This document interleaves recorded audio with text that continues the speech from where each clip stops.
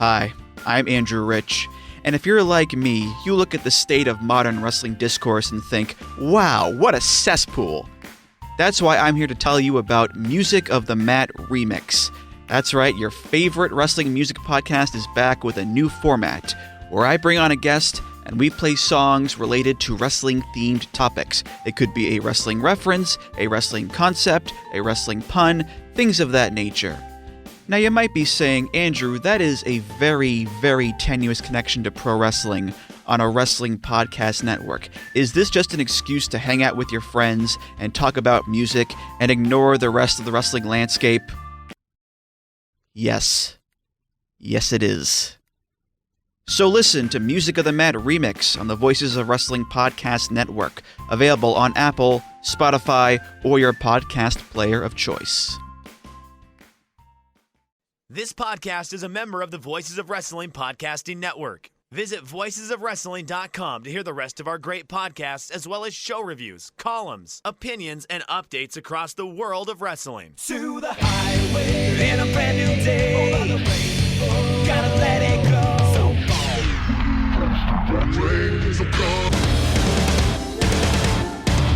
Fast to freedom. Dance tonight together. Hear everybody singing.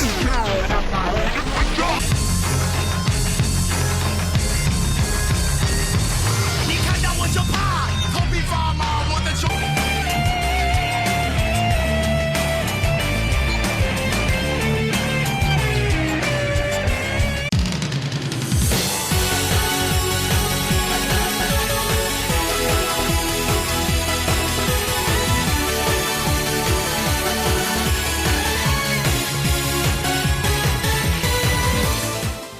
Welcome back to Open the Voice Gate for April 1st, 2025. We're going no April Fool's jokes this week, Case. I don't believe in that. I loathe. I'm somebody who works in morning radio. Yeah, God. And luckily, I work with people who are all like, "Yeah, no, we're not doing that." Like, and I always make the point now, especially. I use the phrase all the time that we live in a post-truth society. Very few things humans can come to a mutual agreement on. So April Fools, there's like a level of challenge there that used to not exist. But when you live in a post-truth society, April Fool's Day, which has always sucked, is now just incredibly hard. Yeah, no. And at least for me, because my birthday being right in the middle of summer and my half birthday being a holiday in of itself, it always ended up that April Fool's was kind of the day that, at least in the 1990s, have to make sure everyone gets a sticker. That was like my designated birthday sticker day was April Fool's. Okay. So yeah, should I do the real intro now, I guess? Well, yeah, we're a member of the Voices of Wrestling Podcasting Network. Open the Voice Gate, weekly Dragongate content. Hit the red circle donation button if you so please. If you like what we do, if you like the weekly Dragongate content or Michinoku Pro Those Days, a retrospective series, new episodes to return in 2 weeks. Don't be afraid to, financially compensate us in some way. Again, no pressure.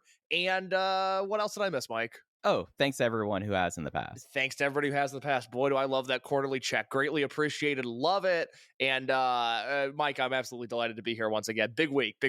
Yeah, no, it's a huge week because, Case, for the first time in 2 years, I have Texas Rangers baseball on my TV without going to like East Streams or Stream East or like whatever Reddit thing is. I'm actually watching Texas Rangers baseball on my local television. That is very good to hear. Obviously, this is first a Dragongate podcast, second a regional sports network podcast. I am also watching the Texas Rangers play Joe Lanza Cincinnati Reds right now, but I am curious as to how you are doing that. So, funny enough, when Diamond Sports, which is really our big bugbear about the regional sports thing, like when we really talk about it, it's about Bally's and Diamond Sports. They decided last year to do away with their Dallas Stars NHL contract. So the Stars launched their own D2C over-the-air app called Victory Plus. And it's great. It's a good app. Like, the ads aren't too bad. They just sell local ads during the breaks, and they make sure you're within what would be your viewing area. The Rangers hopped on that this year. And I have to tell you, like, it is interesting seeing like from generations of just like these RSN affiliates, your Fox Sports or your Sunshine Network or Marquee for you, but like after decades of seeing that and now seeing like a production being brought in house, and it just kind of in a way it feels like I am in a post-truth society because they're just going to feed me the Ranger stories I want to hear. But also, I've never seen a broadcast be so excited about getting a fly camera. Like that's all they talked about over the first series case was, hey, look at this great eye in the sky camera that now we have as a part of this network. I'm like, did the Dallas Stars pay for this? Like, is that how this is happening? But it's surprising, like now seeing this and like seeing just basically like this absolute disintegration. I think it's just going to continue and continue. Like, but it's okay on the other side if you're one of those teams.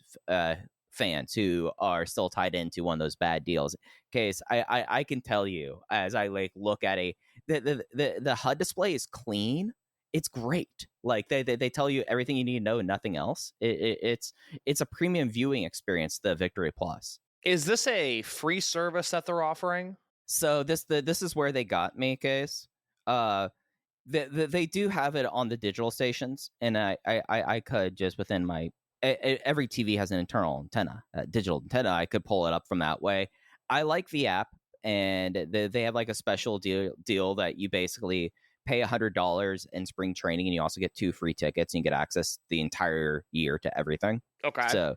So for me, I look at that. I'm like, okay, that's 2 tickets. I probably would go to a game anyways. So what and it'll end up being like $50 to $60. So really, I'm paying $40 for this. Wow. Service. Okay.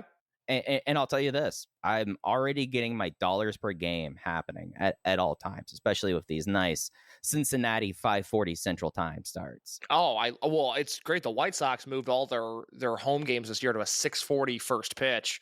So, and that's Central Time. So no longer 7:10, but they moved it to 6:40, which is awesome. That really getting the game done before 9:00. Well, as somebody who goes to bed at about 9:15 every night, right. Boy, is that just a fantastic turn of events.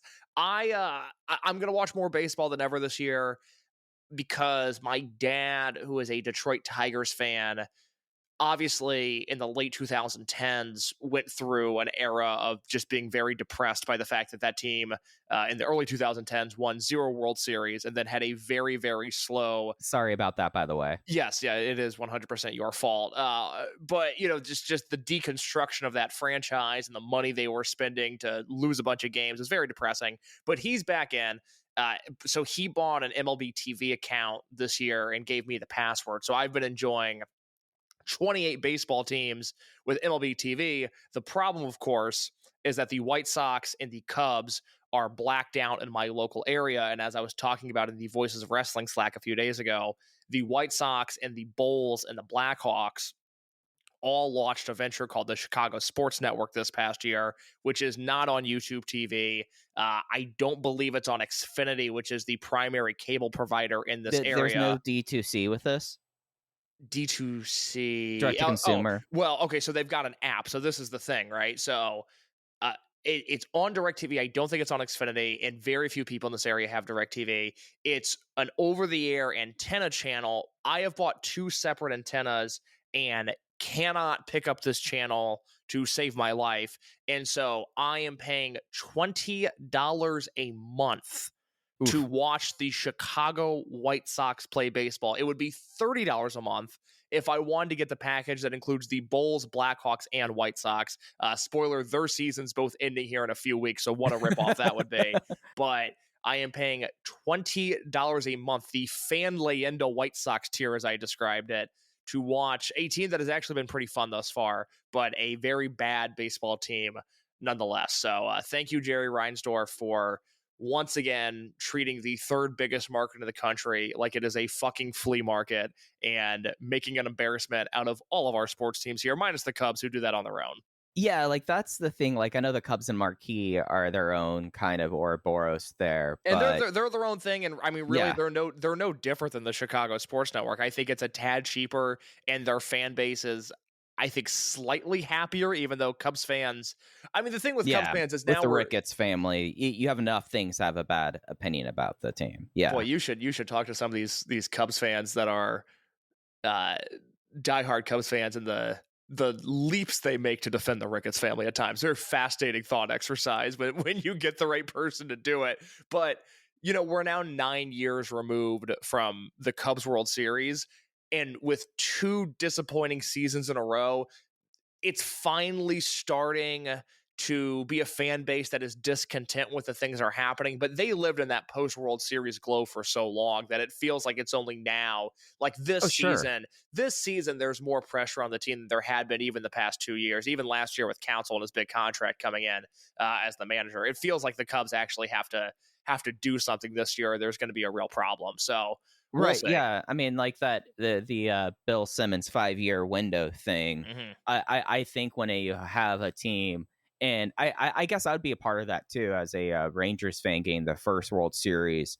I think the 5-year window extends out further. Like I feel like the Red Sox are still kind of, but they keep on going back to the World Series. But I still feel like they're kind of still in that 2004 afterglow 20 years later. Well, And I say this as somebody who knows a lot of Red Sox fans, that they were living in it until they traded Mookie Betts. And that's fair. I mean, yeah. Witness the destruction of a franchise. I've seen that lately. Yes, yeah, you know a thing or two about that. I mean, that's the MLB equivalent, and it's not that it took away the memories of 2004, but it made all the people that, between 04, 07, 13, 18, a lot of that goodwill was washed away in one trade when Mookie Betts got sent to LA, and I don't think fan base has been the same ever since. Yeah, no, that's entirely fair. Like, I wonder at what point am I going to have more than my usual concerns about the Rangers ownership, but because I mean, up until 2010, the Rangers were the least successful team in baseball history. Like, they were the only ones never to get to the CS ever. Wow. So it's all very new within the last 15 years, I would say. But so I feel like the 5 years is not going to go just to 2028. I feel like I might still see, at least within the area, a level of goodwill, at least for because Rangers fans in DFW are kind of different from just everyone else who just has Cowboys kind of up top. It's interesting how it works. The baseball fans are kind of in their own old school silo, and then the Dallas Stars fans are the ones that are the aggrieved, why don't you talk about us? I have to imagine that you see that whenever the Chicago Fire or Red Stars do well. But they don't do well, so I don't have to worry about that. Fair. Because even, I mean, I didn't live here when the Blackhawks were on their tear in the 2010s, but the impression that I always got was that the city during that point in time would treat the Blackhawks fairly and with as much coverage as you can give a hockey team. And we've got Bedard now, who's had a disappointing second season, but if Bedard does something, the city talks about it. The thing that's always crazy here that I don't know if people realize, and they live outside Chicago, is the Bulls lead the NBA in attendance every year. Right, how huge that arena is. It's not only huge, but it's a tourist attraction. I always make the point when I go to Bulls games, it's so many Asian people and Eastern European people that are just they're there for the Michael Jordan statue, and then obviously they move a ton of merchandise because of the Mitchell and Ness partnership, and the Pippen jerseys, the Rodman jerseys, the Bulls or the Jordan jerseys, but the contemporary Bulls are so irrelevant in this city, and they have been for as long as I've lived here, outside of the season a few years ago when Lonzo was healthy and Zach LaVine was healthy and DeMar DeRozan was healthy. They made a nice little run of the Eastern Conference, but the Bulls are just, I mean, I would argue that the Blackhawks, because they've had big stars, whether it be Patrick Kane, who was a holdover from the 2010s, or now Connor Bedard, the Blackhawks at least have more relevant celebrities in the city than the Bulls do, but you would never know, and Reinsdorf will never change because he makes so much money on that team because of everything else. But the Bulls are really the ones that suffer here. I mean, no one's watching their games because when they pivoted to Chicago Sports Network this past year, viewership has dropped 63% year over year on Bulls games, and they're always 35 and 42 or whatever that math is, and they're just there and no one cares. Since Derrick Rose has left, no one has cared about that team. Yeah, and I felt like that, at least I spent a time really kind of reading about the overall external impact of Dirk Nowitzki in Dallas. And at least up until the trade, it really felt like that the Mavericks would be in kind of a similar situation, that like people would go, especially like European fans, because it's like, oh, this is where Dirk played. And you would have like that kind of detached thing. But I mean, like, I'd feel a lot better about it being if you're like a Bulls, I guess, within the organization, knowing that, than versus being a Hornets, organization. Like you at least our have team's something. not going anywhere, which is nice, and I say that, I mean, I'm not a Bulls fan. I don't give a fuck about this team. I'm a Pacers fan, and watch 75 games a year. So I really care about the Pacers more so than the Bulls. And luckily, Pacers ownership seems to have righted the ship, and that team is safe in Indianapolis for a long time to come. But yeah, I mean, I would much rather live in a city like the Bulls, where even if they're bad and even if they're playing a bad team, it can be kind of hard to get tickets at a reasonable price to, compared to the Pelicans, compared to a bad Memphis Grizzlies team, etc., a bad Pacers team. I mean, when the Pacers are bad, nobody shows up. Now they're really good this year and they're really fun and the city rallies around them. But the years where the Pacers are a below 500 team, I mean, you can walk on in and basically sit at half court.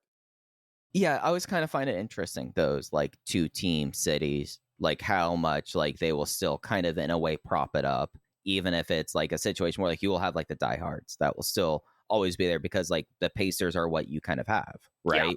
And it's just interesting contrasting that to like a 4-sports team. But Case, we somehow spent 15 minutes just talking about this, and I know that about hyper American centric sports topics, right? That will alienate even casual American sports fans. Yeah. It's like us and Pablo Torre are like the two people, are like the three people who care about that. But it's been a big week in Dragongate with the end of Rey de Parejas. And Case, I think first we have to give you credit and you take a victory lap for somehow completely shooting the moon about the Rey de Parejas kind of predictions we tried to do last week. We very rarely does it end up that someone calls everything exactly correct.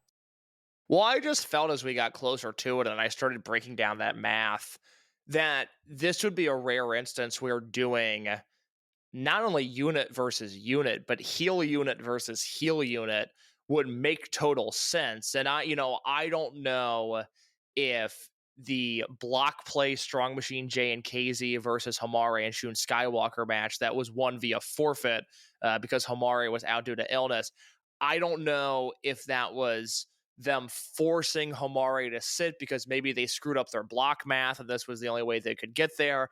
I don't know if Homare actually was sick.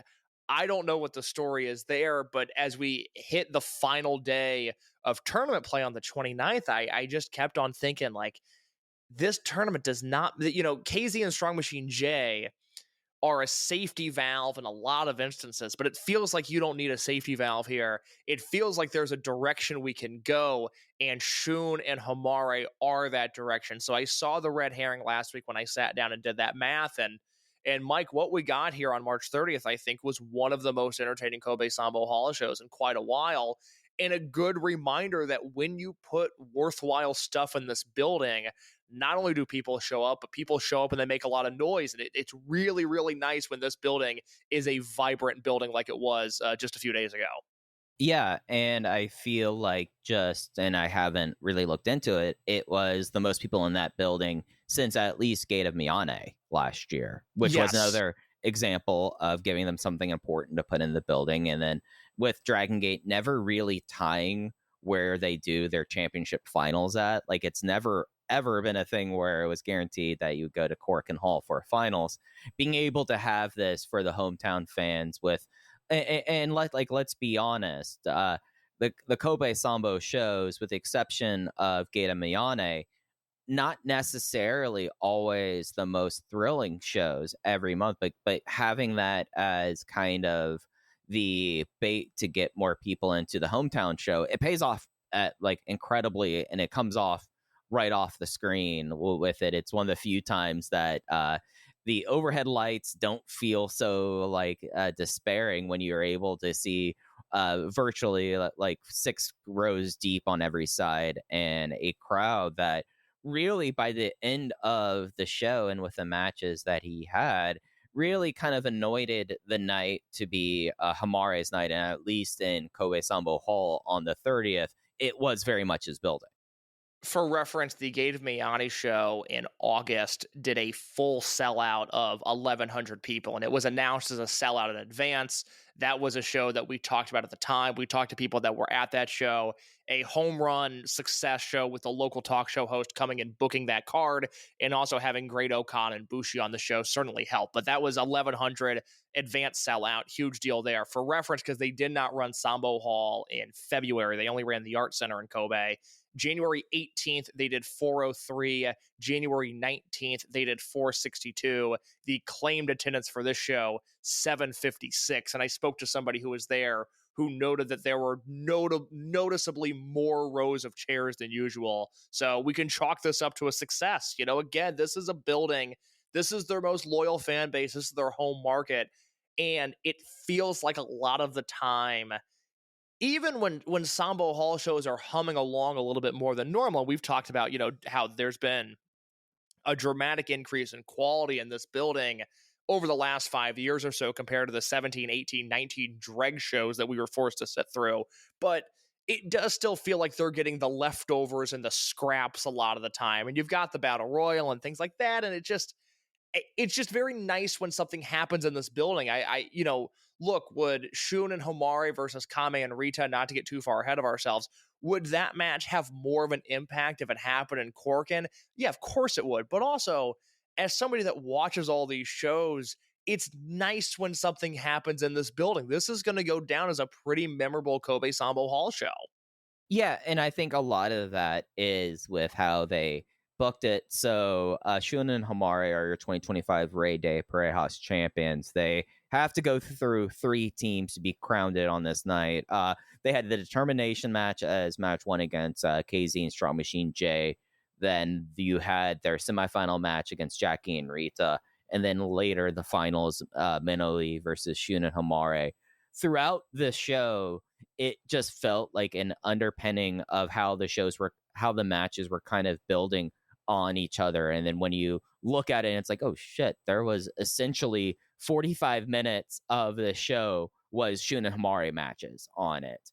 You kind of look around at the same time and you go, all right, what did they try to accomplish? And I feel like your big takeaway with this is we've seen, at least for the first half year of Homare's career, that he has been slotted into a different kind of rookie position that we have not really seen in many years, if not ever, when that he immediately joined Z-Brats and was working kind of as a super rookie. But he was having very distinctive matches for 6 months, and then across the show, ending with him being the one scoring the win, getting the pin on Kota Minoura after a 450 splash. What you got to see kind of was him across the entire show, across these 3 matches and this 45 minutes of ring time, kind of shed that rookie role and now become a person in of himself. I feel like it was really impressive how they've kind of pulled this off, and now I feel like in a lot of ways today was like the second, or rather the 30th was like the second debut of Homare in a lot of ways. Well, I've talked about it at length, the way that they've sort of given him training wheels. I loved the fact that as soon as he turned, he was on the road, he was working main events, he was working the traditional tour schedule that a Shun or a Hyo or a Ben would work. He's never really had any time off. He's never worked a spotty schedule like we still see with somebody like Ryofuda. He was on the road, but we saw in the matches that would make tape, with him, it was a lot of eye gouging and back rakes and spamming the super kick. And it was all these things that were entertaining, but he was very confined to a certain thing. I'm not going to use the term stooging because as I read certain wrestling reviewers, I'm learning that stooging has become the most overused and overrated phrase in all of wrestling. We can pump the brakes on Kyle Fletcher stooging just a little bit. I love the guy, but good Lord. Yeah. And that wasn't like stooging. That was just like showing ass.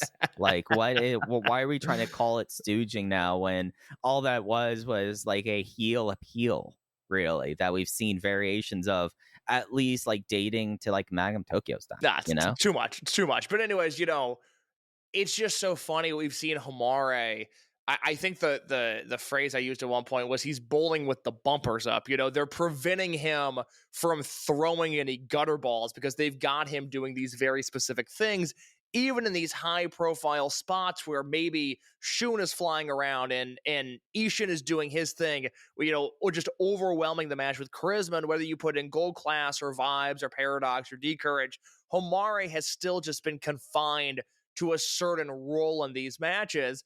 And as time has gone on, Akihiro Sahara, his classmate, has been given a chance to sort of let loose. And we've seen Sahara stumble and fall, but also Sahara being that untamed, if you will, has led to a ton of exciting Sahara matches. And I think you and I, coming into the podcast last week, we were prepared to talk about Rey de Parejas takeaways. We ran out of time. We're going to push it to this week. But I think you and I both would have gone like, oh man, Akihiro Sahara putting in great work, really outshining Homare. And then you go to Kobe and it's like, oh, that's why he got the push he got. That's why Homare's in the position he is, because they turned it on in one night. And I mean, good God, this has to go down as one of the most epic one-night performances in Dragongate history. This was unbelievable. Just seeing the evolution of comfort throughout the night, where again, the first match against Natural Vibes, it's not like he's doing anything out of the ordinary. And then you see him take a step up in the Gold Class match, where not only is that match one of the best tag team matches of 2025 and one of the best Dragongate matches I've seen this year, but Homare is a big reason why. And then you go into the main event and it's like, oh, this guy's just a main eventer now? He's just working with this confidence that I cannot believe, this confidence that he did not have wrestling Shingo Takagi a week prior. It's unbelievable. Yeah, and there's a couple things I want to touch on talking about Homare here. So just so people get a sake of like how different his schedule has been from other people. So Homare, as of today, has had 71 matches since he debuted on the 5th of September. So 71 matches he's had.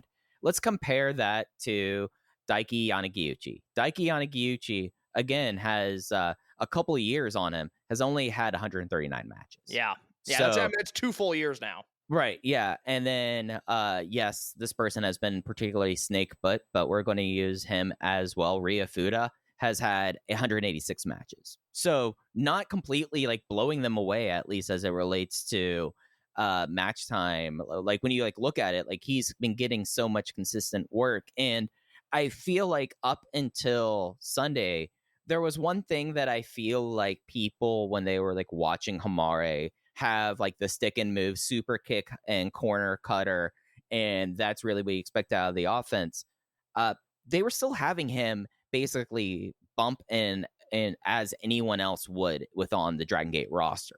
And I feel like the thing that you really kind of got to appreciate, at least now, like after the tournament win, but he had like a maybe not Kurt Angle and Yun Akiyama, Shingo Takagi, but for like his first year, like he is someone who I think is one of the better like overall bumpers in the business this year. I think that you watch how he like, even this was the case in SSW Quest 4, you watch maybe not his offense, but if you watch like his footwork and how he's receiving stuff, it is like light years away from like people from like Rhea Fuda. Like Rhea Fuda, who had moments where he was like stumbling around on this card, has 2 full years more ring experience of a guy that I'll tell you, I thought that like I get more and more impressed like watching him like not just see the offense progress, but I think that his selling has been really kind of special as well. I think the question with Homare, and it's one that we can't answer just yet, but it's something to come back to in September when we hit the first year anniversary for him, is not if he's one of the best in-ring rookies of all time. Jun Akiyama's still going to get that nod. Kurt Angle's still going to get that nod. As weird as it sounds, Matt Riddle is in that conversation. And I still think Takuma Fujiwara is the 9 months that he was in Dragon Gate was not even, I think the 7 months that he was in Dragon Gate were utterly electric. And I haven't seen Homare just from a raw in-ring standpoint hit that mark yet. The thing that we're going to have to ask ourselves, and again, there's 5 months at play here that we need to see how they unfold. Is Homare going to end up being, outside of Shinsuke Nakamura, the hardest push rookie in the history of Japanese wrestling? I mean, you would have to be talking about what Shinsuke and Jumbo and Some of the MMA bumps like Ironhead. yeah, but Jumps, I yeah. mean, yeah, okay, I guess those do count. So you're at least talking about him in that conversation, because one of the things that I thought was interesting, because I think Homare is actually about to run into a pretty big accolade here coming up that we'll talk about when we get to it. But one of the things that I started thinking about with the Dragongate tag leagues, because every company handles their tag league differently, and some put a lot of value into it, some don't. I think Dragongate has as prestigious of a Japanese tag league as anybody does. But if you go back through the history of Summer Adventure Tag League into modern day Rey de Parejas, you look at the winners in order. It's Yoshino and Doi, Shingo and Yamato, Yoshino and Doi again, Hulk and Tozawa. You had the Trios League in 2012, which was Tozawa, Hulk, and Naoki Tanizaki. 2013 was T-Hawk and Eita. 2014, Kagatora and Susumu. 2015, Kness and Susumu. And then 2016, Dragon Kid and Eita, before going to present day, where 2023 was Kakuta and Yoshioka. 2024 was Doi and Dragon Kid. And then this year, Homare and Shun. Homare is the outlier in this conversation, outside of maybe T-Hawk and Eita in 2013, because they were so young, and that was a tournament used to boost them into a hypothetical upper mid-card / main event scene.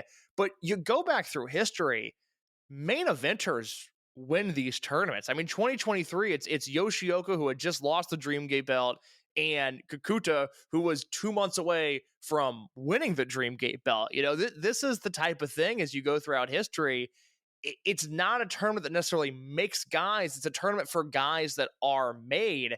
And I find the handling of Homare in that context to be very, very interesting, because I do think, much in the same way that I've always applauded the fact that for the first 2.5 years of his career, Mochizuki Jr. has always had something to do. Really, we're living right now in the first time where it doesn't seem like Jr. has a built-in angle on every show. I think part of that is that has gone to Homare. And I don't think this is going to be an instance where he wins this tag league and then is back working openers. I actually think, and again, we'll talk about it here in just a little bit, I think this is only the beginning for Homare. I think he's going to be very, very busy in 2025, and I think he's going to be very busy working high-profile matches, to be specific. Yeah, and I think like the remarkable thing, like when watching him across these 3 matches, and if you want to include SSW Quest 4, the way he's kind of grown into his body over the 6 months, and he really does have like a physical presence where maybe like he's not as like put together as much as some of the more strapping guys on the roster, but like you would see him, and basically the only person across the 3 matches that was taller than him was SMJ. Mm-hmm. So I think he's thinking that he's going to be moved up the top line and staying kind of there after like this ascension. I mean, I just point to what we would used to talk about and hear about Kento Kabune, that he would have at 18 months in, they would be thinking about putting the strap on him if he was 5 inches taller. Well, Homare is that. Yeah, I think that's incredibly well said. I still think Kento had a charisma that I haven't seen from anybody. Again, he's Japanese Adam Cole. You just imagine if he was a few inches taller, what his career would have been like. Also, Adam Cole much smarter than SB Kento, so that has certainly helped out Adam Cole as the years have gone on. In terms of the Homare Shun team, let's talk about these 3 matches in order, from the tiebreaker to the semifinal to the final, and then we'll look at the historical comparisons of what Homare did in this one night. But we start with this Natural Vibes match, which again, this was the B block 2nd place tiebreaker match. So the first of possible 3 matches for the evening for either of these teams. And Mike, I regret to inform you that Shun Skywalker and KZ have done it again. The weakest of the 3 matches they had, but by no means a weak match. And you know what's the funny thing about that? The person that I have the note with Shun with is how much I always like Shun and Strong Machine J together. Oh my God, absolutely. They really crammed a lot of things into the 7-minute match. And it really, you kind of got a moment where it felt like Natural Vibes were, they did enough of a good job on Isolate the Rookie, that they were going for these repeated machine killers, and they just were not able to kind of ever get one going. And in the last one, Homare ducks out of the way, gets and then Shun steamrolls in and jackknifes Penn's SMJ to advance on Homare and Shun. And it just was a really fun, worked 7-minute, just kind of all-out sprint match, it felt like. I love a Shun Skywalker jackknife pen. That's always fun when he busts that out. The second thing, and I'll keep tabs on my star ratings here for these 3 Homare and Shun matches for the sake of illuminating this evening, I would go 3.5 stars on this match. Yeah, I was 3.25, but I can see 3.5. Any other takeaways on that block decider? It was, like you said, it was a great... I can't believe it was only 7 minutes. They did so much stuff that I thought it was longer. Yeah, they really teased the Isolate Homare thing enough that they were able to accomplish a lot of action and not a lot of ring time. That advanced on Shun and Homare to face the technical winners of the A block, Jackie and Rita representing Gold Class. And this one, we got the moonsault knee drop after a Homare super kick to get the win after a absolute face melter of a 15-minute match. I don't think, and I'm double checking here, I don't think Rita got pulled off of any shows after the double knee moonsault, but he did go to the hospital afterwards. No, he got pulled off a Prime Zone. Yeah. Which, by the way, I know you haven't, but I'm going to ask you it anyways. Did you watch today's Prime Zone? No, but I did see that before the holiday. Middle schoolers and junior high students could get into Prime Zone for free. Opening match, Akihiro Sahara versus Yoshiki Kato. Give it a look. Oh, no. I saw people talking about it today, but I was getting taxes done. Oh, I can I hit you with a second breaking news update here? All right, what's your second breaking news update? I've built it up too much. You're too excited. The July schedule is out. Oh, I saw that on the Gaora blog. July 3rd, Korakuen. July 6th,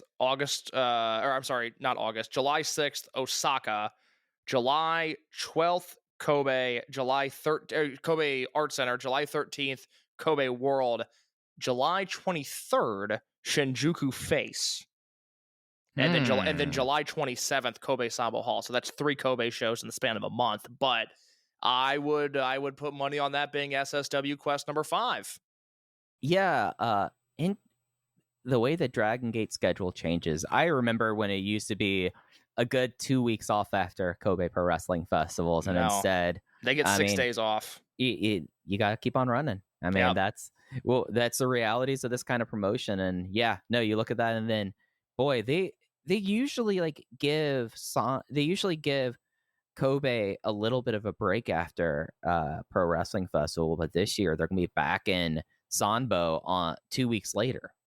Yeah, I'm going to be super curious to see what they do in August and see, because normally they've been doing a double shot in the second half of the year, but right, that's a lot of, I wonder if that Kobe Art Center, if that's just the ceremony or if they're going to do a show that day. I guess the draw is probably the pre-world ceremony more so than any of the wrestling. I mean, that would be the lowest effort show they put on all year. I mean, man, I'm looking at the time of the fan meet. The fan meet starts after Dragongate shows would be done.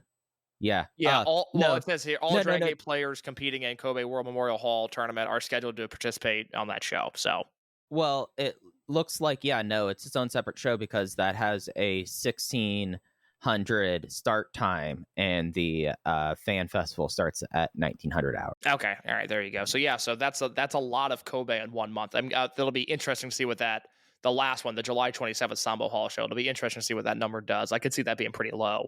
Yeah, no, it's going to be tight. Like, it's going to be tight for them to kind of pull that off there. But this a real interesting story coming into this match where you had Jackie and Rita being just this tour de force tag team that over like the last 5 months have really shot up the power rankings amongst the Dragongate regular tag teams, going up against like one of their biggest tormentors, Shun and Homare. And it is, at least for me, this is where you got to kind of see Homare start shedding that skin during this match a little bit more. So absolutely, like, off to the races. The overbomb crab was one of the more nasty things that I feel like Rita has taken to. Like, I wonder if he was had his bell rung after that one as well. I mean, look, the match, I get self-conscious. I feel like maybe I've been using this term too much lately, but this match was so incredibly physical. I mean, for 4 junior heavyweights, light heavyweights, middleweights, I mean, they beat the shit out of each other in this match, and Homare is right there with them. And the thing with Kame and Rita is, I there's no sense, I think, at this stage in either of their careers to do any sort of historical marking. All I know is that in real time, we're in the 5th year of Kame's career, and I'm finding there to be very fewer safer bets in wrestling than Jackie Kame in a big match. I mean, when does this guy disappoint? We're now talking about times in his career, this being another one of them, where he's so good in this building that the discourse leaving this show is they need to run this back in Corkin. And unfortunately, given the storyline advancements that are happening, I don't know if they'll ever have a chance to do this match again in Corkin, but that's the level that Kame is competing at, is that every time he kills it on a small show, the discourse is, oh man, they should have done that in a bigger venue. Let this guy cook in a bigger venue. And I do wonder, with as conservative as this company's booking is, if not letting Kame just go wild more often than they do is of great hindrance to Dragongate's growth. Now, I wonder about that.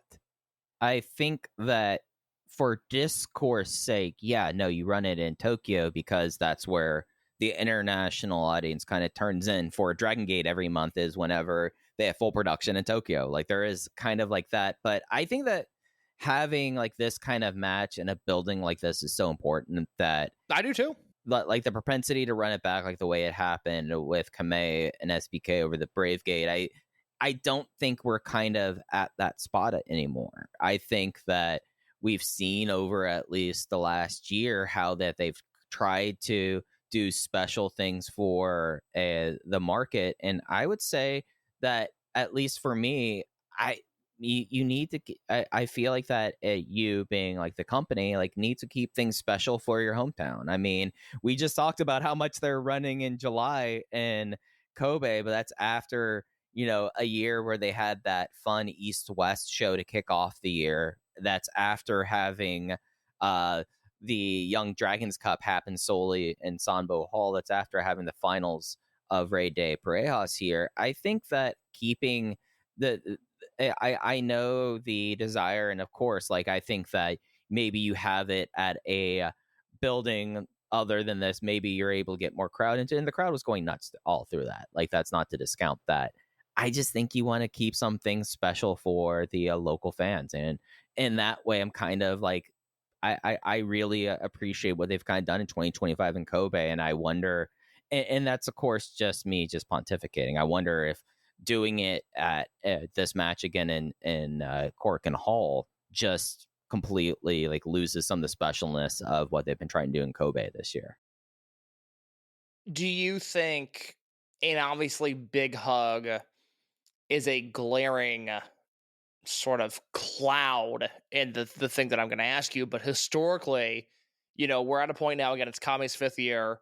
He was a Triangle Gate champion for 13 days in 2022 with KZ and UT, a Twin Gate champion in 2022 for 51 days with Jason Lee, and that featured 0 successful defenses, and then a Triangle Gate champion in 2023 with Shimizu and KZ, again, 0 successful defenses. Let me look at this first reign. It was 13 days. This was when the Triangle Gate title was bouncing all around. So he's had 0 successful defenses in the 3 title reigns that he's had, and obviously no Brave Gate runs to show for it. Do you feel like they've now missed an opportunity, maybe not in a Tyler Black Ring of Honor World Championship way, and the fact that it will never work, but do you feel like they've missed something by not capitalizing on, for lack of a better term, big match Kame more than they have? Nah, I don't think so. I mean, personally, I think that Jackie has such a unique profile that, I mean, like, let's be completely blunt. He's going to get the young cutie pie kind of response from this fan base until that hairline starts to go. Mhm. Like he still looks just as young as he did when he debuted at age 20. So I feel like by like engendering fan support by him like constantly like kind of winning and chasing, I think that kind of allows you to prolong that kind of window, because I just think that he kind of has a role that uh, I don't think there is a big one for Jackie Kamei. I think that he will be someone that will always kind of be on the chase and be on the outside, and you need people like that. I mean, that's one of those things that I think really has helped out KZ, is the fact that, I mean, if KZ wins after the first title challenge, like where's the chase? Where's the anticipation? I think with Kamei with being so young as well, like you're going to have so much of that why not keep on doing this until there is a time with like a Bravegate where you give him the long Bravegate run. I think he'll be fine. Bravegate champions since Kame debuted, which is going to be going back to, we'll start in 2020. So Kaisuke Ikuta, Genki Horiguchi, Kagatora, SB Kento. The belt was then vacated and Kento won it again. Dragon Daya, Hyo, Minorita, Jason Lee, Ishin, KZ, Ishin, Hyo, Daya, and Yamato. I do wonder, and again, this is the tough thing. Maybe this is the Americanized way of thinking about this. I just wonder if the 229 days that Hyo spent as Bravegate champion from December of 2023 to last July when he dropped the belt to Daya, I just wonder if everybody would have been better off with that being Kame instead of Hyo. I mean, I think that played out perfectly for Hyo, at least. No, he couldn't be happier. Right. I mean, we also have to consider the fact that, like, right before the Keisuke Ikuta win, you had a year-long run of Kaito Ishida, too. So you've seen a belt that has either hot potatoed or it has stayed on someone, at least over the last, like, 6 years, essentially, for a long term. So do I think that Kamei would do that? Like, I feel like we need to go back and, like, listen to some of our shows last April when we were thinking that Kamei could be going for the Dreamgate at that time. I mean, but I don't think we were wrong in the moment. No, I don't think we were wrong at the moment. I just think that you had someone who was, I mean, most popular guy in the company up until essentially the end of Big Hug, but you were riding that wave, and I don't know if pulling that and putting it on Kamei when when Hyo had his own thing wouldn't have helped out things. So last February, the Rey de Parejas kickoff show, or I guess this was last March, was headlined by Monte and Hyo versus Kame and Jason. And I believe Kame pinned Monte in that match, and Monte was already Dreamgate champion. And then you come out of Dead or Alive, you're not doing King of Gate in May. Would you have scoffed then at the idea of the May Korakuen show being headlined by Kame versus Monte for the Dreamgate belt? No, I think that at that time you probably would have had an opportunity to do that. Yeah, And not for him to win, because Monte to bend to Yamato was absolutely the right move. And I don't, neither of us ever advocated for him to win the title, but that's kind of what I'm saying is we're talking about a guy who we felt strong enough to headline as a singles competitor in Korakuen, and they didn't do that, and they didn't really do anything. Now, you raise an interesting point there, and I want to explore this just a little bit, and then we'll go back to the match, which was outstanding. But one of the things that has impressed me most about, and again, Big Hug is this weird 6-month detour in this whole thing. One of the things that has impressed me most about Kame's continued popularity and his continued in-ring greatness is the fact that while Homare has Sahara, and while Hulk had Shingo, and while Yamato has KZ, Kame's generational rival was SB Kento, and Kento's been gone 3 years now, which is insane to think about, but it'll be 3 years here in July. You bring up the point of what's his end goal, what is the pinnacle of the Kame story. What is that now? That's such a good point, because we saw him pin Shun Skywalker at World 2022 in that Twin Gate match, which is one of the best tag matches we've ever seen, one of the best matches in company history. But what else is there? Is it just pinning Shun again in a Twin Gate match? Is it a mythical Bravegate win without a very specific rival. You know, it's not like Kame and Hyo have ignited this huge feud. It's not like Kame and Daya have deep-seated hatred with one another. All the Bravegate matches he's been in have just been, you know, Bravegate matches. And maybe Jason is the guy, but Jason is also weighed out of the Bravegate division, so you can't even get a significant victory there. What is it with him? I think that you kind of hope that maybe down the line heel turns will help create that rival. I think because like the situation when you like listed out Daya is just like they've always been on the same side of the ledger, you know?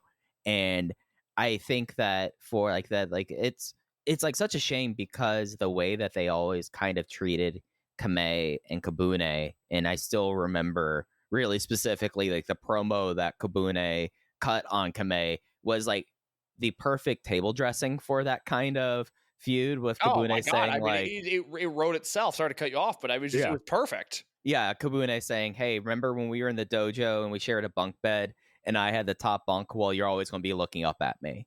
And I thought that was like one of the most cold-blooded things said, non-Hasashi Shenmue related. but that's it's it's what's depressing about his career, and it's also what's so impressive is that he's been able to do what he's been able to do without SB Kento around. And if Sahara has some freak accident that happens tomorrow, or Homare decides that he's so good looking, he's going to become a male model and ditch this wrestling thing, it's going to drastically alter the course of the other guy's career.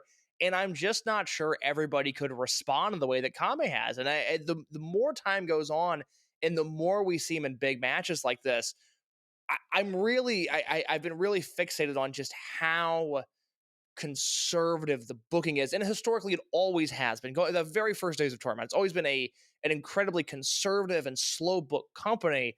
But I look at some of these Noah Corkins and I look at some of these DDT Corkins, and credit to Noah, you got to hand it to ISIS every once in a while. You got to hand it to Noah.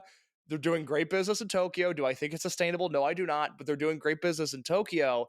And then I look at some of these Corkin cards, and it's like, man, maybe Kame should be pushed harder. Maybe Rita should be in bigger spots. Maybe they should find more sustainable stuff for Ben to do throughout the calendar year. But Kame is kind of in that three-headed dragon of guys that I'm just not sure they're making the most of. Yeah, and I think like this is going to be my one bizarre call that we'll see in 4 years if I'm right about this. You know who I think could end up being the generational rival, which is a shame because I think actually the person he has best chemistry with is Shun Skywalker, but the person that I think and it's going to be difficult just because of how they kind of are portrayed. I'm really intrigued by like what would be the theoretical Mochizuki Jr. versus Jackie Kame blood rivalry would be. Bring it on tomorrow. I'm ready for it. And that would give something for Junior to do. And, with how strongly they presented Junior in Tokyo in the first few years of his career, I think that could be very much a thing to capitalize on, or maybe look at Junior and Ishin again, No, I mean, that's not... Look, the Junior Ishin Strong Machine J story is far from over. That's going to continue for a long time. You're absolutely right that the greatest attribute Kame has is this perpetual underdog nature. It's a story that writes itself. It's real life as much as it is anything else. The problem is that every once in a while you got to see the underdog win, and I'm not sure the underdog's winning enough. I mean, Kame could come out to the ring like 2007 Kurt Angle, draped in every title the company has, and I still think we'd go, as long as he's a babyface, I still think we'd go, oh, that underdog, man, that guy just tries and tries and tries. And it's like, all right, well, at some point, let's see something else. Maybe let's see a title win and a successful defense for this guy. Yeah, and that maybe that is that mythical Bravegate run that I think is kind of his mountaintop. But yeah, and it's a shame that like you're not able to run Jack versus Shun Skywalker nonstop, because I really do think that Shun has great chemistry with KZ. We've seen that countless times. He does great work with Ben. I think his best partner is actually Jackie Kame. 100%. And I might put Rita second now. Right. I mean, in some of the offense that we got to see out of Jackie and Rita in this, the Asai moonsault into the lung blower across the knees was just look like out of nowhere. It's like, oh God, y'all are doing this. Okay, perfect. That's the kind of stuff I want to see these two guys do, and just how insane I feel like we're not going to really touch on this at all here because it happened a week before. But when the Totori show went up, the insane tornado dive that Rita does in that match, where he just completely like lays flat afterwards, is absolutely wild. This team is just incredible, Jackie and Rita, and bigger things were at stake this night, and it was not about crowning Jackie, Kamei, and Rita the undisputed top tag team in Dragon Gate. It was, let's get Homare to the next level night. I'll say this because I can't dig through the last 4 years of spreadsheets and find matches that feature Skywalker and Kamei. But you go to Skywalker's match guide and the top rated matches, obviously Diamante and Shun versus Kame and Jason from World 2022. You've got the 4-way tag from last year's World high up there. You've got the cage match from last year high up there. You've got the three-way tag from 2022 that was the rights to Kame, which was Benkei, Kagetora, and Yamato, Shimizu, Kame, and KZ, and Hulk Hyo and Shun. That was the rights to Jason Lee, I think. That match was absolutely incredible. I think super underrated. You just go down his match guide, and his best matches consistently against Jackie Kame. They have the best chemistry in the company right now. Yeah, and it's just kind of a shame that this is like the best place for them to display it, is always like in tag matches. Yeah, it does. It does feel like, and again, this kind of goes to the conservative nature of this booking. These are two guys that historically have not crushed it in King of Gate, but you would think at some point Kame and Shun in a singles match in Cork and Hall would be the way to go, and maybe it's a King of Gate match. Maybe it's a match that headlines a King of Gate show this year. I don't know, but yeah, no, it's really tough with Kame's size. This is sort of the roadblock that he has, where I don't know if you're gonna just attach him to Shun. I don't know what that next step is for those guys. I mean, look, I could watch them have tags and trios until the end of time. I would never get bored by it. But the wrestling fan brain does work in a way where you would want something more, and I don't know what that something more is. Yeah. No, that's kind of the difficult thing about that combination. I was 4.5 stars on this. As was easily. I. It was my number 2 match in Dragon Gate this year, behind Yamato versus KZ. Yeah, and it's easily by itself makes this, I think, the best non-Tokyo show that they've had all year, basically. Oh, or yeah. Big show. Oh, no, like absolutely. Small show, basically. Absolutely, yeah. And then we got to the finals. It was the all-heel affair, Minnow Lee versus Shun and Homare. Jason Lee and Kota Minoura dealt with Animal Japan the way that you expect they would. I did appreciate the fact that they jumped them during the second entrance. I do feel like that was a little bit of a ha-ha for the last month of our lives being dominated by those two. But you had Minnow Lee versus Shun and Homare. Interestingly enough, the 3 sane members of Z-Brats, basically, you had one of them in.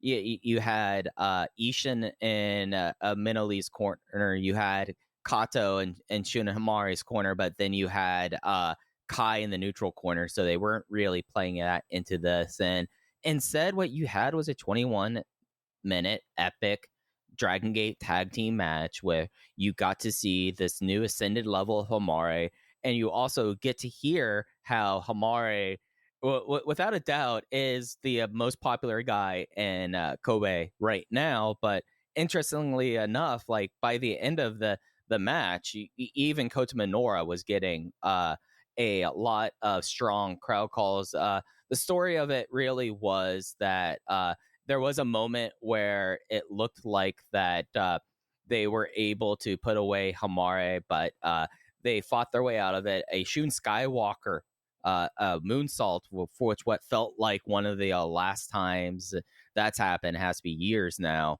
The moonsault knees, which has been Shun's finish in the tournament, did not work. The teasing for the SSW kept on happening until you had the moonsault knees near fall, and they immediately followed that up with a Homare Firebird splash onto Kota Minoura for a huge pop, like a just one of those pops in Dragon Gate that when you hear 3 and the crowd explodes, you knew that you accomplished something kind of special there. And your 2025 Rey de Parejas winners are Shun Skywalker and Homare.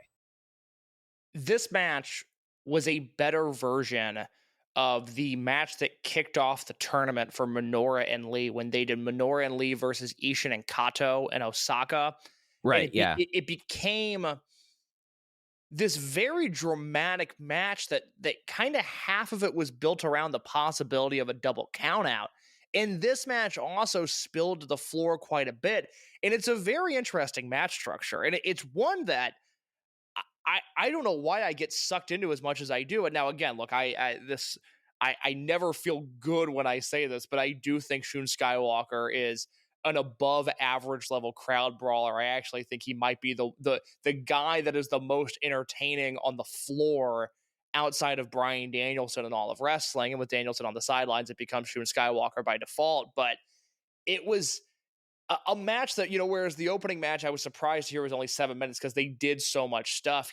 This was a match that felt long, but that's a good thing because it felt dramatic. And by the time we had gotten to the finishing stretch, it felt like we were there. It sort of bucked the trend that we always talk about, more so with Bravegate matches than anything. But in this era of Dragongate, there's a lot of 11-minute matches that could be 16-minute matches. And by the time this was done, it was so immensely satisfying because it felt like they got everything out of their system that they were trying to do. The Homare 450 came out of nowhere. I didn't know he had that in him. That was fantastic. This is a 4-star match to me, and what an epic way to end this tournament. Yeah, you talked about match structure and the way that you very clearly had for the first 5 minutes, it was Homare kind of getting his ass kicked. Mm-hmm. And you had that built around the first crowd brawl where it was Minoli very confidently going like, all right, we're at the point that we've been very underhanded with how we've been winning across the tournament. I mean, their semifinal was a low blow roll up to advance onwards. So you had that first crowd brawl, but then you had Homare kind of get an offense as they got back into the ring. And then Shun and Homare did an even more brutal crowd brawl where Homare was stacking chairs and slamming it like he was Shun being mini Skywalker, basically. Mm-hmm. And I thought that was like kind of a very interesting way to kind of book it with that. And you had the teams, I feel like, really put forth kind of a performance where it felt like whenever you needed Homare to have that big, either in the way here, it's a babyface comeback, but whenever it was like the right moment for Homare to like make the hot tag into Shun, and then with that, it always felt like it was like right at the right time for it. And I ended up being 4.25 on it. I thought it was a profoundly enjoyable match. I think across the night, I feel like it's one of the more interesting bit of bookings that they've really done in a while, because now we come out of Rey de Parejas where we entered it where it was Shun and his rookie that adores him, Homare, and you had a very clear kind of positioning of Z-Brats with Shun Skywalker on top and Homare at the bottom. Things are changing really quick with them, and now, I don't know where exactly you slot Homare in on the unit, because one can argue that maybe he is the number 2 after pinning Minoura. Well, I think we're not going to have to worry about it. So the Z-Brats factor in all of this is that, there's obviously been a ton of infighting between Minoura and Lee and Shun and Homare, which is why I saw this match with my I don't know, what, crystal ball, is that's the phrase, that's what I'm looking for. Your third eye. Yeah, third eye. Thank you. Shout out Matt Seidel. Third eye. But I saw this match happening because they need to have some sort of blow off with this. After the match, they bicker back and forth, and I'm trying to find the exact tweets on Jay's Blue Sky account here. But okay, yeah. So Shun basically says, "We're good here now." Yeah. So we've talked at length about this. I've expressed my fears numerous times. I don't see any way coming out of this match that we are not headed for a Shun Skywalker babyface turn, Homare likely coming with him, and a total restructure of the heel unit. The one that I fear is going to be led by Coach Minoura, but then we also have the D'Courage side of this, where There's constant infighting there. Dia Inferno has reared his head once again, which has led to distrust between Kakuta and Yoshioka in particular. And it feels like that is obviously going to weave its way into the Z-Brat story. Mm-hmm. To the cage match, most likely. I mean, look, we're in the season.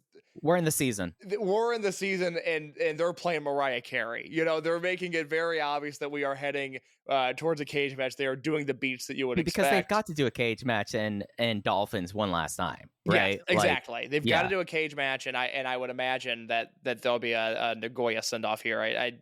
But we'll talk about that in just a second. But the cage, I'm just not seeing a scenario in which Shun Skywalker leaves Dead or Alive as a heel. Now, they can't do it before, because I do think the fact that we already have the lineups for WrestleMania weekend and both of their own shows are built around Z-Brats trios matches, Shun's not turning face in April at that Korakuen show. He's going to be a heel for another month.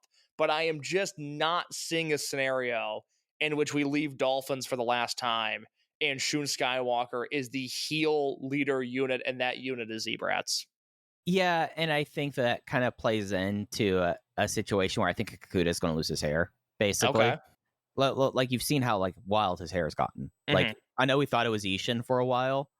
I'm starting to lean towards Kakuta. Like, it was kind of noticeable with it. But yeah, it's very clear what story they're weaving. Like, I think at this time we can guess that Shun, Kota Minoura, probably, I don't know who the third is for Z-Brats, and then the big three and D'Courage are going to be the cage match. Like, I think that's pretty clear. I was talking to somebody about this earlier today. What do you think about Dia Inferno being in the cage? I think if you have Dia Inferno in the cage, you're tipping your hand about at this point, I don't think we're seeing a Yoshioka heel turn coming out of this, unless it's Yoshioka turning heel and throwing down the Dia Inferno thing and standing with Kota Minoura, basically. And that's the tricky part here. You know, this is, I always say, you know, we're trying to connect dots A and B, and Dragongate is going with option 3. You know, they're on a totally different plane of thinking than we are.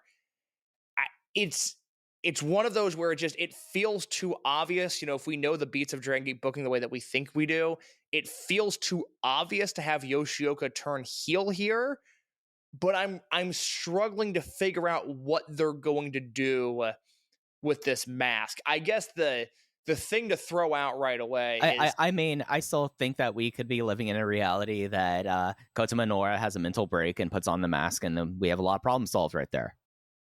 Was the problem solved by shipping him to the UK for 6 months? Oh, I was just going to put him under a heavy rubber mask where we don't have to see him, his lack of emotions. One that restricts his movements almost entirely. I'll force him to learn things. Yeah, no, it be good for his character. You know, it's for his moral character too. Toughen up a little bit. Yeah, I don't know what they're going to do here. I will say. Just sort of package all this D'Courage stuff and the Z-Brat stuff together, because this feels like the time to talk about it. Yeah, no, absolutely. Let's do it.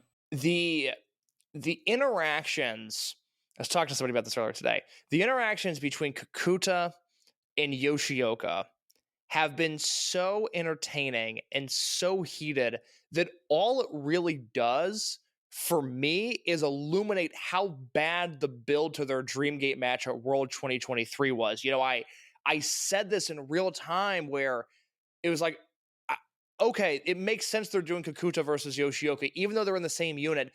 That's a cool match to do. It's second from the top with the cage match. All right, I'm on board. And then they went into the coldest build possible, where it was dull babyface versus dull babyface. And I don't think Kakuta's image in particular has ever quite recovered from that match and the build to it specifically. And then you see it here where these guys are throttling each other and they have to be pulled apart by Tanaka and Dia. And I think you could have done that leading up to World, and then just at the end of the match, they shake hands, they move on, we all forget about it. But the build to the hypothetical cage match that's going to happen here in May has been so good that it has made me retroactively mad about 2023. Yeah, and especially like the way that Kakuta, rightfully, he's had Dia Inferno cost him matches that he really had no reason to lose, like Reyes, who was about to win them. And it boils over into how Kakuta is frustrated with giving up his spot for Rey de Parejas to Yoshioka, and then Yoshioka not winning Rey de Parejas. And on top of that, now Yoshioka's heel identity is running around fucking up his matches, and Yoshioka has the temerity to be like, no, it's not me. Mhm. Like, so like it's easily understood, I feel like, the frustrations there. And really the way that they did that prolonged brawl between him and Daya, I thought it was really it's different for Dragon Gate, because whenever they would have brawls like that, usually you don't have the AEW aspect of, okay, eventually we're going to throw down all of the security guards and then we're going to go right at each other again. That's something that doesn't happen in this company. So the crowd reaction to that happening, I thought, was providing extra spice to it as well. Two-part question. Do you think the at-large story here ends with Kakuta turning heel at Dead or Alive on Skywalker, which now puts it at, 2021, Kakuta injures his shoulder. 2023, he gets the Revenge Dreamgate title match and he wins. 2025, now they do the double turn at the event where they've been tied to each other's hips the last few years. I didn't think about those exact specifics, but that does offer a level of symmetry that they like. Yeah, it seems on brand for them. Second question. Which scares you more, a heel unit led by Coach Minoura or a heel unit led by Madoka Kakuta in 2025? Easily Kota Minoura. Okay. Easily. Right. I think Kakuta, like the one shame thing about the hip hop phase was that you only really saw him for essentially 5 months as it, and he kind of got his out of nowhere Dreamgate shot. And that was it for him as a heel. So even though it's kind of known that he's an all right promo, like he's not amazing or anything like that, I feel a lot more comfortable with him being that. But I do think that does kind of feel like that Kakuta, you have the symmetry, but I think Yoshioka is the person you need over there. If you're going to do this big, basically in 2 units, create a new heel unit and then have like this open question about a babyface army and a certain kind of thing, because then you get to do the whole like, can Daya ever trust Shun Skywalker ever again kind of thing. Like you have a lot to do that. And I feel like that might be more kind of appealing than just going, okay, we're subbing out, we're subbing in Kakuta, we're subbing out Skywalker and Homare. Okay, so your order of confidence would be Yoshioka, Kakuta, Minoura as the heel unit leader. That's, I mean, likelihood, I think it's going to be Minoura, but what would be the best avenue for success would be Yoshioka, then Kakuta, then Minoura, and then with Yoshioka being the top choice, having that, and then allowing him to try to draw something out of Minoura as a number 2. I'm going to keep firing questions at you. It's too soon for Kato, right? Oh, way too soon. Way too soon. And I don't think he's someone that I think is going to end up like KZ or Hyo and just end up being a heel for several years before we even do this. Like let's be honest. I don't think you really want to turn Yoshiki Kato babyface before 2027. No, not the way he's wrestling right now. I want him to do the exact thing he's been doing. Is it too soon for Ishin? I just think that you have so much, like, you've really come into a relevation with him as a heel that it's like a 2A and not a 1A. I just think it's going to be hard for him to be a 1A. Yeah, I do too. But him being the number 2 to Yoshioka, Kakuta, and Minoura, I think that's actually an elevation for him, because he's not the number 2 by any stretch of the means in Z-Brats right now. I'd probably rank him around 4, according to how you feel about Kai on any given day. Yeah, I would put it at Shun, Minoura, Ishin right now. I sometimes I feel like Jason's higher than Ishin, to be honest. Yeah, well, I mean, Jason's respected more because he's been around for forever, and also just because Mm-hmm. what are you gonna do? Not put Jason Lee? That'd be very bad for business. Okay, final question in this realm. Should we at least anticipate the possibility of Homare being the one who kicks Shun out of the unit? That was the lingering thought in the back of my mind. Which I would say if they did, it would be the single boldest move in the history of the company. Yeah, because this is a guy that it's not just Kobe, but with us getting able to see them at the outposts on YouTube and the other stuff that was recorded and posted on the network, he gets as many crowd calls as Daya does at times. Like it seems to me like you had him turn heel so you could turn him babyface, and it just seems like that's the thing about him being the betrayer. But I still can't shake the thought that it could be him. No, it's strange because I would want to keep him and Shun At the hip for a while. I would want to keep them together for as long as I can because it fits true to the initial Homare turn. The problem is that if you're going to turn both of them babyface, you will lose for the time being the connected thread between Homare and Sahara. Now, it's more important that Shun is a main event babyface than your undercard rookie feud that you and I happen to particularly care about.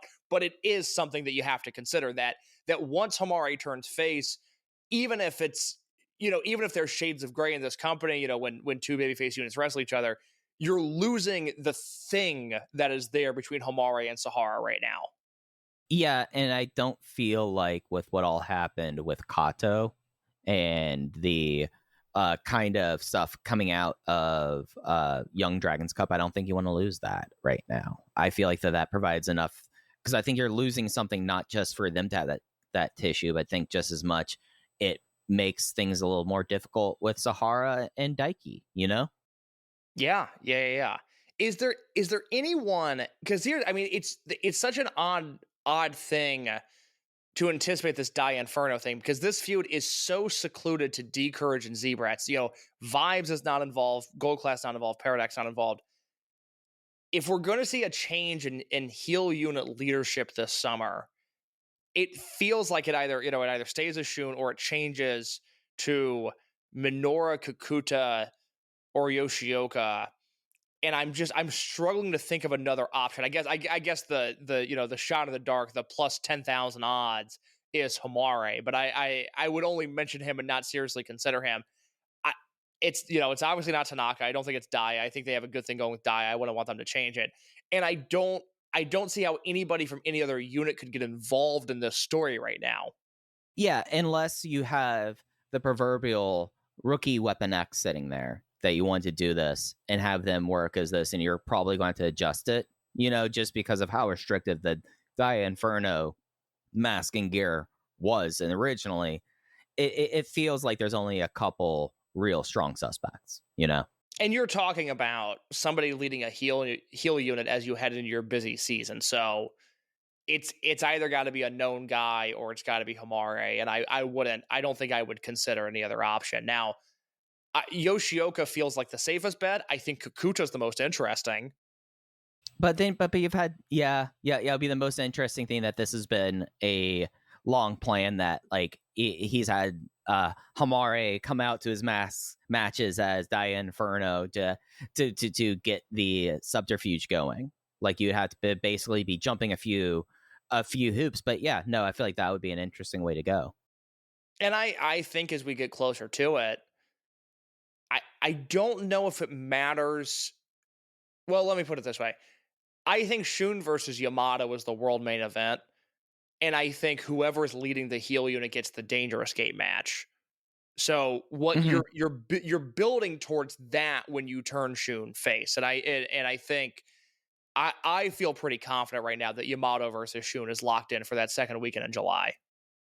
Yeah, and I feel like with where the company is at the gates, you kind of need to go to that point, Because I don't know.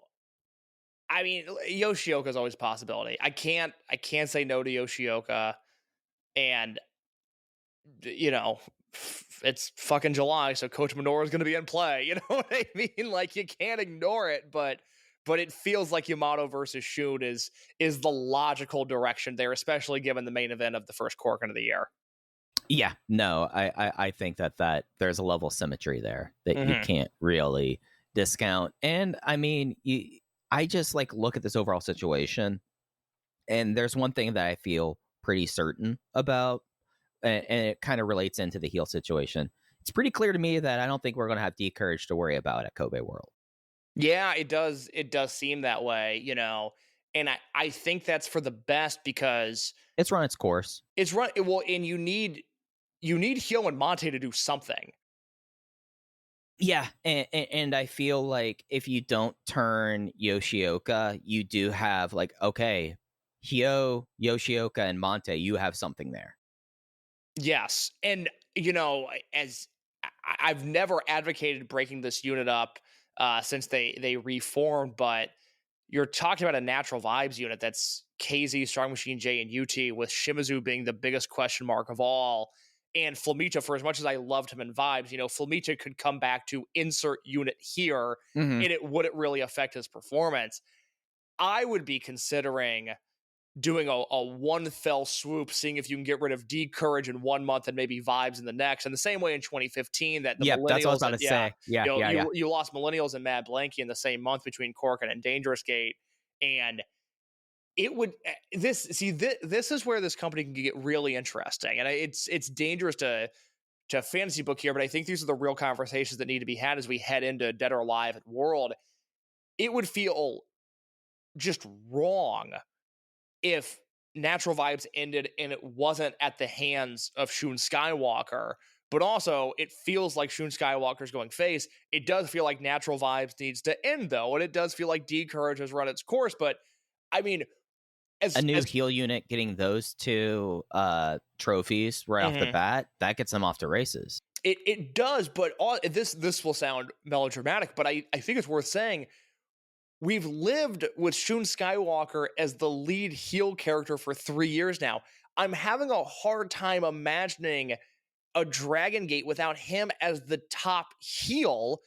And I'm not like, this was my whole point when it started seeming like maybe he was going to turn, where I was like, hold on, I don't think we're ready for this yet, because it feels like he has more stories to tell in this position, where I'm not sure I trust him to hand off the baton, whether it be to Yoshioka Kakuto or God-fearing Coach Minoura. I'm not sure I trust them in that position in the same way that I trusted Shun. We'll have to see it for me to believe it, but we've just, even, at the times where, let's say Kento was in Mexico and Kato was hurt and you were just running those tired Shun, Kai, Hyo trios matches, we've never had to worry about the heel unit. We haven't had to worry about the heel unit in 3.5 years almost now. I mean, like, if we want to bring it back even before that, like, RED was not in a weak spot when they changed over to Z-Brats. No. By the end of that unit, a well-oiled machine. Right. So, I mean, we're really talking maybe upwards of 4 years. The last time that I was not confident in the heel unit was September of 2018, the month before Pac came back. So we're coming up on 6.5 years, basically. Because Pac leaves 19, and then Eita takes back over, and I'm trying to think just real quick. Like, okay, so you only had like 6 months before COVID, man. You only had 6 months before COVID, and then just with the way things were booked, like once Masquerade comes in, which is the end of 2020, RED is set. They're cool. Everything's fine. They have a unit that they have perfect chemistry with, and I mean, we talked about it, week after week. There's just the consistency of the great RED versus Masquerade tags, and so while there might have been some bickering, for a lack of a better term, over should this be Eita's unit, should this be Ishida's unit, should this be Kento's unit. Boy, is that a silly conversation with 4 years of hindsight. But we didn't have to worry about the overall performance. Again, it really goes back to once Pac showed up and steered the ship in the right direction, we've had a consistency that quite honestly is abnormal for the company to have this sustained greatness of heel units, one after another. And when you do something like turn Shun face, which again, I do think I would just be hard pressed for that not to happen right now. You have to think about that seismic shift in the tone of the company, because it will be a drastic change if Shun is not your 1A heel going forward. Right. Yeah. And your hope is that the overall, like, character shift and him as this face run when he's still, I mean, outside of the big baby faces, considered one of the more popular people in the company, that you're able to kind of pick up on that and you're able to provide that boost to the heel side as it gets kind of cemented. And I do feel like that it is a situation where you have a lot of people in that unit that there's going to be some other changes, I feel like, happening too, because Kai's probably going to be on the way out too, because he's now been a heel since 2020. So you're ready to do that. Yeah, and he fits into Paradox, no question. Or he can hang out unaffiliated for quite a while. Right. Yeah. But it does feel like that you have like the heel unit, like it's 8 members. Like, remember like how much I made a big point about when they were up to 6 and 7 going like, hey guys, how much you're able to do like that. But when you come to this point, you're ready to start shedding. And it's only Shun and Kai that I think would have any chance of going. I mean, Jason's only been a heel for a year. Minoru's been a heel for less than a year. I wouldn't touch Ishin. I wouldn't touch Kato. And Johnny is not really reflective of the heel unit. He just slot in wherever. And so and then Homare is the big question, which, I think I would keep him with Shun, but I could be swayed very easily also. Yeah, but I mean, like, you might need to kind of do with like that kind of sweeping change to do that, just to rebuild that heel army. Like, I mean, you also have to take a look at, like, yeah, we're talking about natural vibes now, kind of reaching that end point. Gold class is always kind of an open question. Yeah, but leave them alone. I mean, touch them.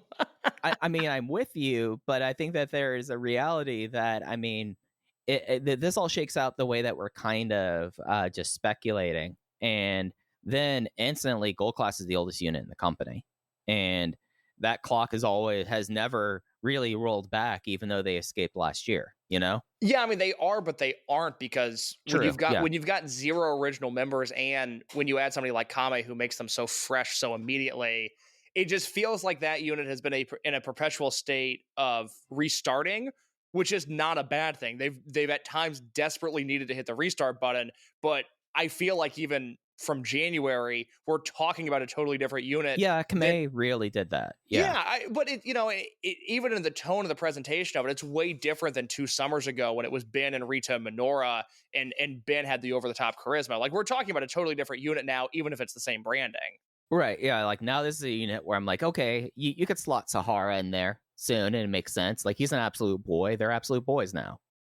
I did think about if Shun was going to turn, what they could do with him and Mochizuki Dojo as almost a penance of sorts, and I was very entertained by that idea. I don't know if they'll do that, but I like that a lot.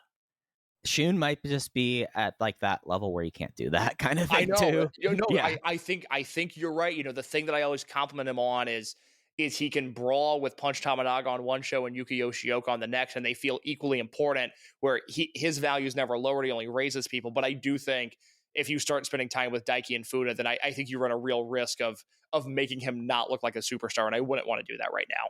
Right, yeah, but the Penance Tour was not too big for Masaki Mochizuki in 2000. Yeah, that's right. Yeah, there's a lot to kind of go along with that there. Well, there's one other major thing we haven't talked about coming out of this Kobe Sambo Hall card case. The Brave Gate's being unsealed out of nowhere. That's right. I will take a delayed victory lap on this, as when Yamato made the announcement in December that he was going to put the Brave Gate belt on the shelf while he was Dreamgate champion, I said, I feel like there's a story going on here, and we'll have to wait until March to find out when they do what used to be Champion Gate in Osaka. I was a little bit early on that, but we have a Brave Gate match here at Corkin Hall. That's right. After the pre-intermission 8-man tag, Mochizuki Dojo versus Paradox, Yamato, BB Hulk, Susumi, Yokosuka, and Kagatora, Yamato won with a lion tamer on Akihiro Sahara, and in the aftermath, Daiki grabbed the microphone. He insisted on starting the match against Yamato, and then afterwards, he basically begged for a title shot. Everyone kind of dismissed him, but he kept on asking, and then eventually, like, yeah, no, we'll do this because we do think that the gumption of someone who only has a count out victory doing a title challenge, that certainly is showing a level of bravery. So added onto the April 7th Cork win that will close out the show previewing, we have YAMATO versus Daiki Yanagiuchi for the Open the Bravegate title. YAMATO makes his first defense. Can I tell you exactly what's going to happen here? If you thought I was right about Rey de Parejas, just wait until this. He's going to murder him, right? No. You think Daiki's going to flashban? No. Double count out finish. The Bravegate belt is vacated. And then you got to remember, they are running, speaking of Kobe Sambo Hall and the amount of dates there, they are running Kobe on April 19th when everybody, all the big stars are in America. So you do double count out here, you vacate the belt, and you do a one-night Bravegate championship tournament, 8 men, Kobe Sambo Hall. You could hypothetically, I don't have all these names for certain, but the names that I would put in the tournament, Homare, Daiki, Fuda, Kagatora, Ryoya Tanaka, Kame Rita, UT. Once again, Homare wrestles 3 times in Kobe Sambo Hall. You do Homare versus Daiki in the finals. Homare wins. Dead or Alive, the final show in Dolphins. Homare versus Dragon Kid for the Bravegate belt, and Homare wins. You see, I was all with you until I saw something that Jay Blue Sky posted about. Mm-hmm. I really feel like I'm with you on they have to get this belt off of YAMATO, and I do see the double count out vacation as a possibility. I mean, Dragon Kid, yes, I do think Dragon Kid will be facing off against someone for the Bravegate. I think it might be UT though. It's not. They don't. And look, I love the guy. Jay got in my head, and after the UT Mochizuki Jr. Mike Spears offer match that we had earlier on the card, don't you want to see UT tie up Homare in a perfecto? Mike, I want you to get used to the image of opening 6-man tag match, Nagoya final send-off, UT on one side, Ultimo Dragon also from Nagoya on the other side. Yeah, I love UT to death. He's not wrestling for the Bravegate belt at Dead or Alive this year. It's not happening.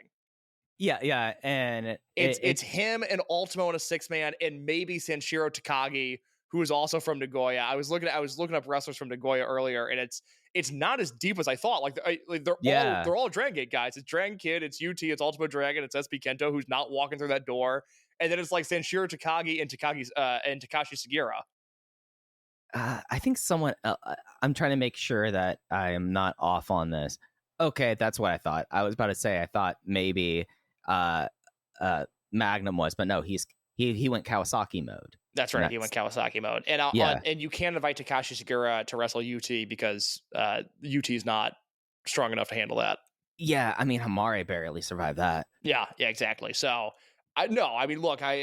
I would be very into UT versus Dragon Kid, but I think there's a 0% chance of that happening. It's unless somehow I get ownership over Dragon Gate. That's not happening. And you would do UT and Dragon Kid instead of Homare and Dragon Kid?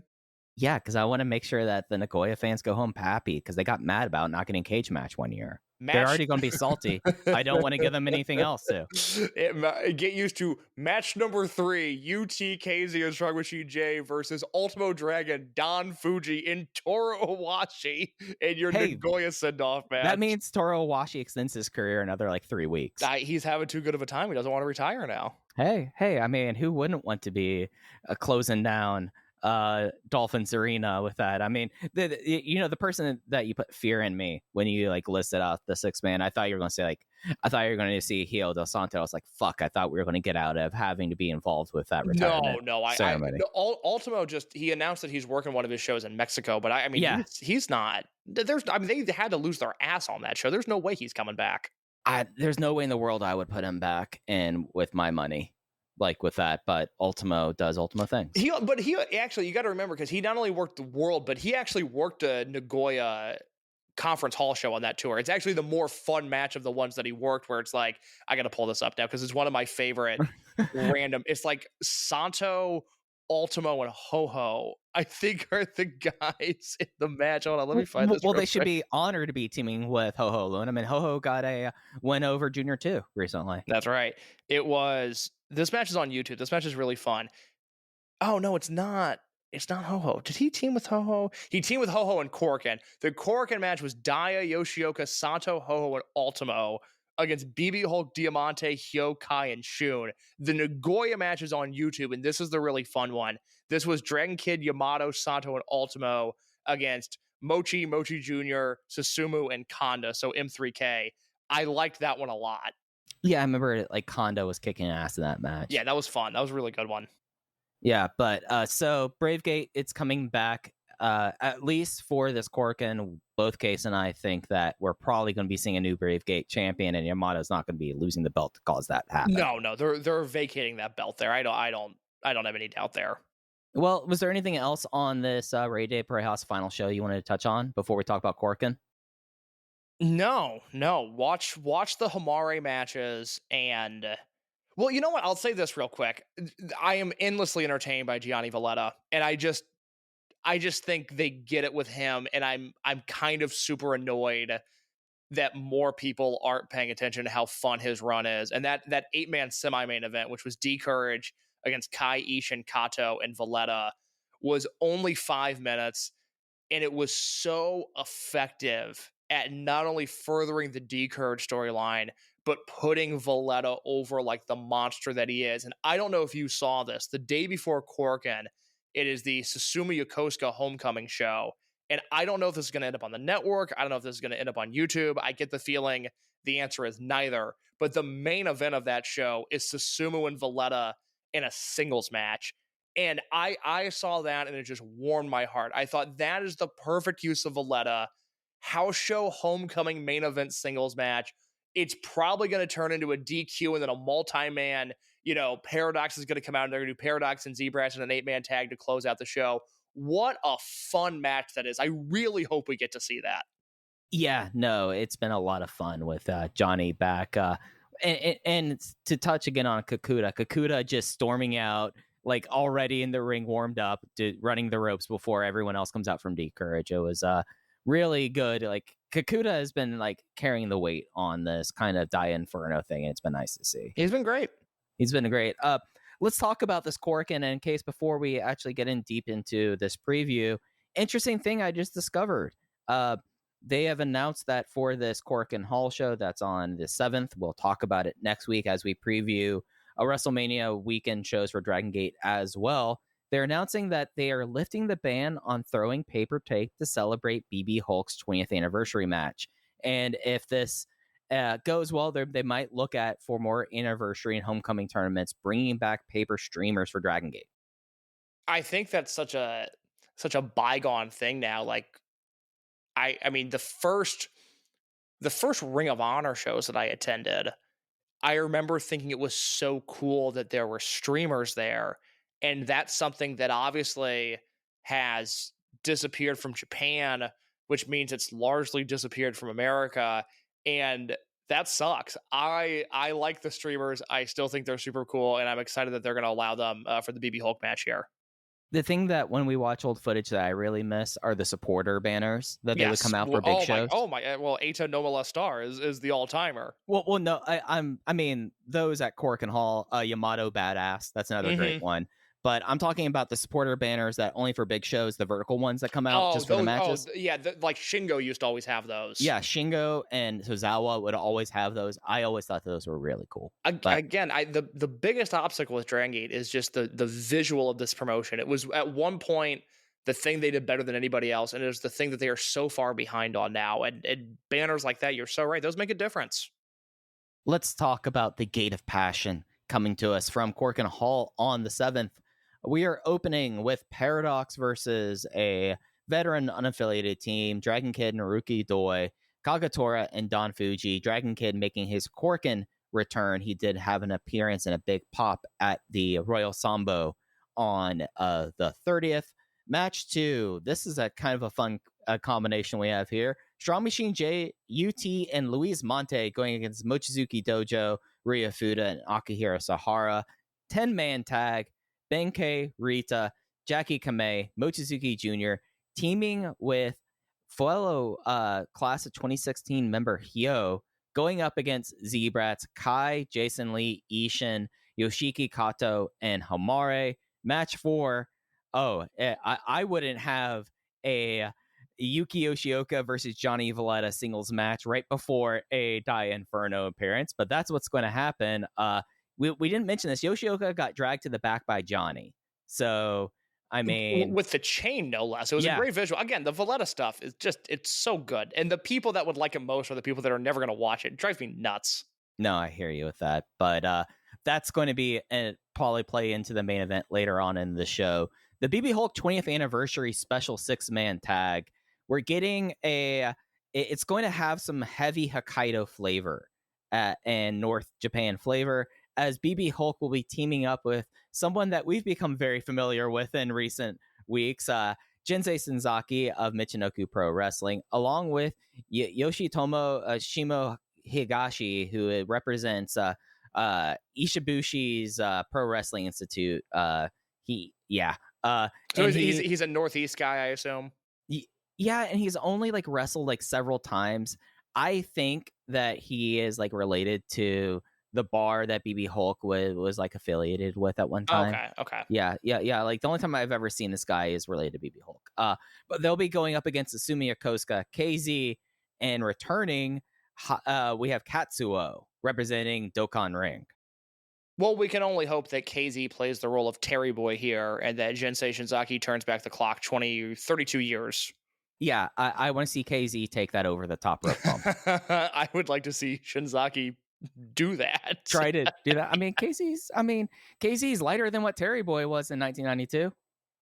Maybe. And KZ's very muscular. That's true. He's dense. He's dense. He's slight but dense. Our semi-main event is that Open the Brave Gate Championship. Yamato making his first defense against the challenger Daiki Yanagiuchi. In our main event, we have Dragon Dia, Madoka Kakuta, and Ryoya Tanaka versus Shun Skywalker, Kota Minoura, and Dia Inferno. So, I mean, this is impossible to predict. Obviously, Valletta and Yoshioka, even though it's 3 matches before, this is going to bleed into this main event. I would assume, once again, that Yoshioka gets dragged to the back and then makes some sort of babyface reemergence at the end of the main event. But this is one of those shows that is impossible to predict. We'll just have to let it play out and see what happens and then talk about it next week.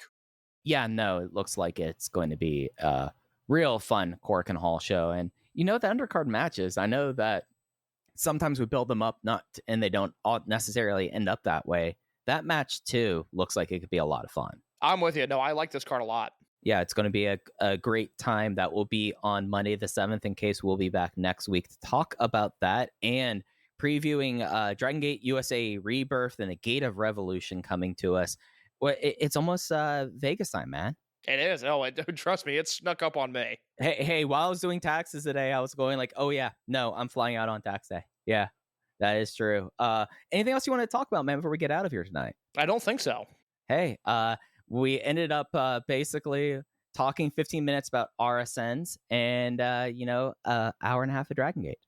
There you go. You could follow us on social media. We're at both Twitter, X, the Everything app, as well as Blue Sky at Open VoiceGate. Cases _ in your case.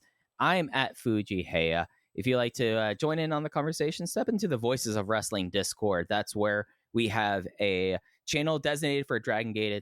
It's the best place to talk about Dragongate. There are people who go to the shows in Japan that stop by, matches of the week. It's a real fun, active community as well. And probably more importantly for our purposes case, the Open the VoiceGate channel, where we do all of our show postings. That's usually where we have a running schedule going for when you can expect to get your next episode of those days.